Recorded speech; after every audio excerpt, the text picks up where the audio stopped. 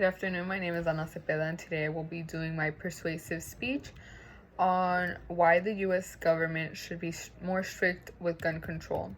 So about 100 Americans are killed with guns every single day, and what is even more sad is that this could be prevented.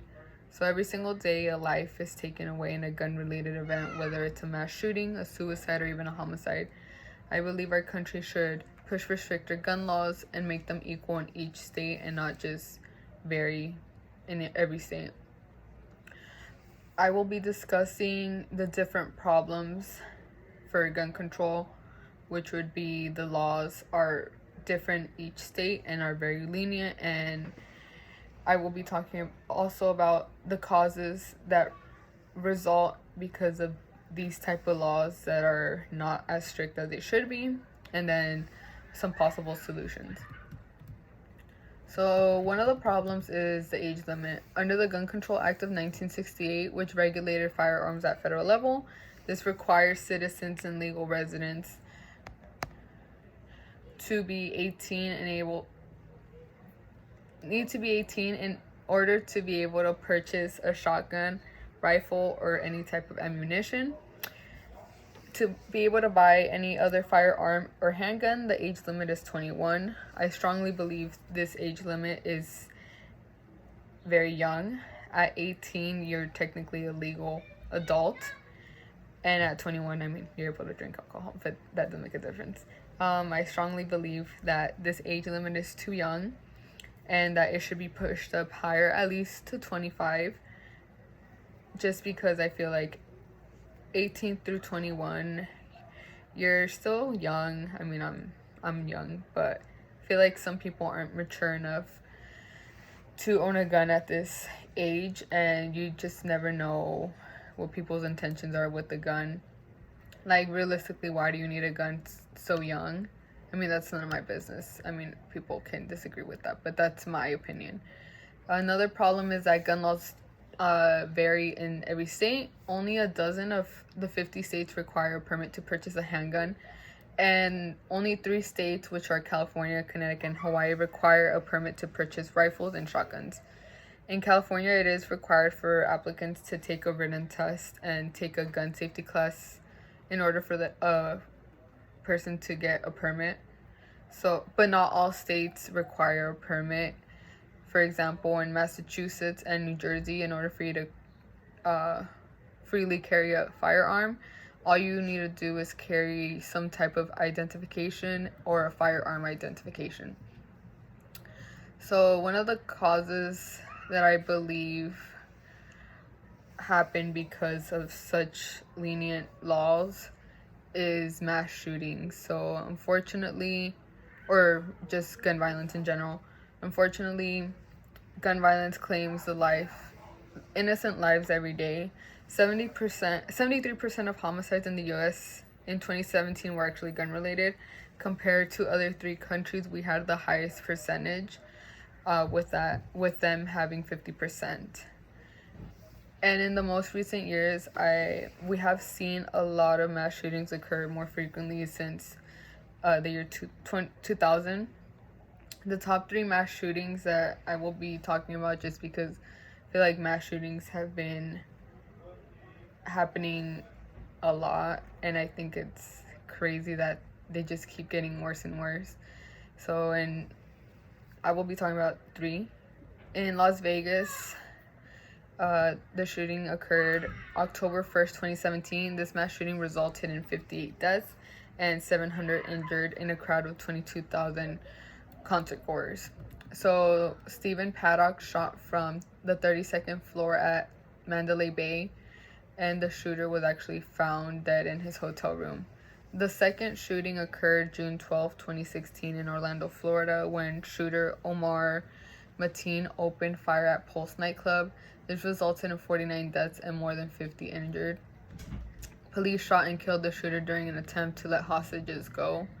And then the last mass shooting I will be talking about occurred at Virginia Tech in Blacksburg, Virginia. The gunman was identified as student Seyoung Cho, sorry if I pronounced that wrong, who went on a shooting spree in 2 locations and killed 32 people and an unidentified number of injuries. he died from suicide. Another cause would be that realistically anyone can get a hold of a gun. A firearm. So according to the ATF, anyone can sell a firearm without an FFL, which is a federal firearm license, whether it's from home, online, flea market, or even a gun show. As long as this person's not selling firearms like as a business or regularly, technically they're allowed to sell a firearm without this license. So for example, someone can sell a gun from their personal collection at home, or they could even gift it to somebody. It was also said that children under 18 can possess a gun if they were given by a parent or a guardian, as long as it was written permission. This is also known as the gun show loophole. This explains how someone can purchase a firearm without a background check and without breaking the law. And a study done by Harvard estimated that 1 out of 5 transactions occurred without a background check. Now I will be talking about the solutions. So one solution that could be used is to reduce access to dangerous weapons. So for example, in a household with children or somebody with a mental illness, firearms should not be, I believe, around people like that. So reduce access from youth and people with mental illnesses. And if there happens to be a firearm around, require a safe gun storage. Another solution would be to pass a law that actually reduces gun violence. So states with stricter laws require background checks, even on private sales, and restrictions on multiple sales are associated with lower gun rates. There's also a measure that has caught lawmakers' attention, which is a protection order, such as a gun violence restraining order, in which any family member or law enforcement can petition to the court to temporarily ban on an at-risk person, so restricting someone at risk or with a mental health issue to prevent them from buying firearms. Then lastly, I believe that buying a gun is like buying a car. So this sounds kind of weird, but when you think about it, it's actually a little bit easier to buy a gun than become a legal driver.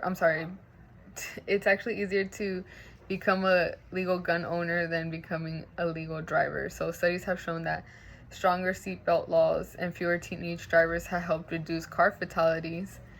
So why can't it be the same way with guns? So with guns, deaths have increased continuously since 2009, and they are more lethal than traffic accidents. So with this information, a lawmaker can make more diligent requirements when it comes to owning a firearm. So it's harder to get possessions of firearms or buying firearms.